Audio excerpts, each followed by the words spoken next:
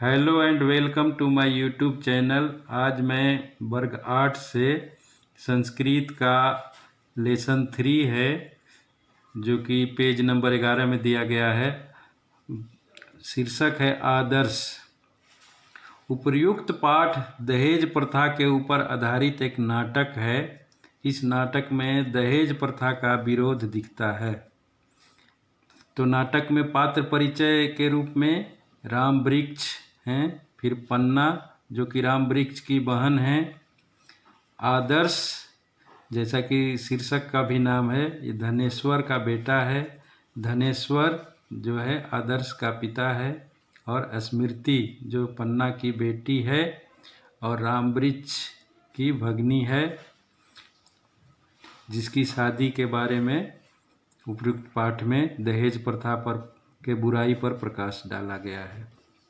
तो आइए इस नाटक का संस्कृत का हिंदी अनुवाद मैं बता रहा हूँ। पढ़ते समय अपने पाठ्य पुस्तक को सामने रख करके और उसके हिंदी अनुवाद को समझने का प्रयास करेंगे। पन्ना: हे भगवान, मेरी बेटी स्मृति का विवाह कैसे होगा? राम वृक्ष: हे बहन, चिंता मत करो। मेरी जानकारी में आदर्श नाम का एक सुयोग्य लड़का है जो झारखंड सरकार में प्रखंड विकास पदाधिकारी बीडीओ के पद पर कार्यरत है।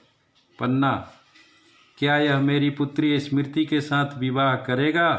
राम वृक्ष: हाँ, मैं जानता हूँ, वह व्यवहार कुशल और आधुनिक विचारों वाला है। दोनों लहरदग्गा जिले के मर्राडीह गांव में आदर्श के पिता धनेश्वर के पास जाते हैं। राम वृक्ष: प्रणाम महोदय। धनेश्वर: प्रणाम। राम वृक्ष: यह मेरी भगिनी मध्य विद्यालय में आदेश पाल के पद पर कार्यरत है। इसकी बेटी स्मृति पिछले वर्ष स्नातक परीक्षा में प्रथम श्रेणी से पास हुई है। मेरी इच्छा है कि आपका पुत्र आदर्श के साथ उसका विवाह हो।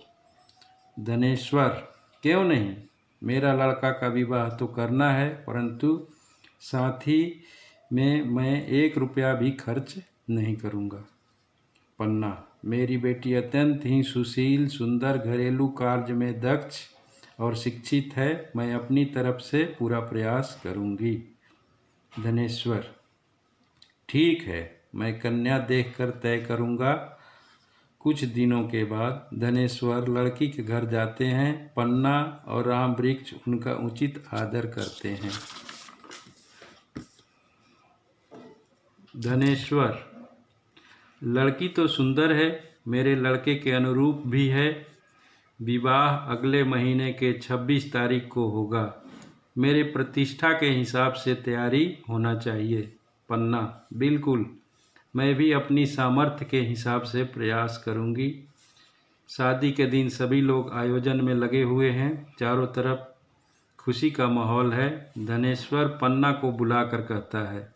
धनेश्वर: आपके द्वारा अति उत्तम व्यवस्था किया गया। इस समय तिलक का आयोजन करना चाहिए। पन्ना: अर्थात मतलब?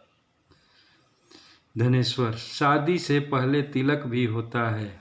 लाइए दहेज। पन्ना: दहेज की बात तो नहीं थी, फिर कैसा दहेज? धनेश्वर: दहेज न है तो ऐसी अवस्था में विवाह नहीं होगा।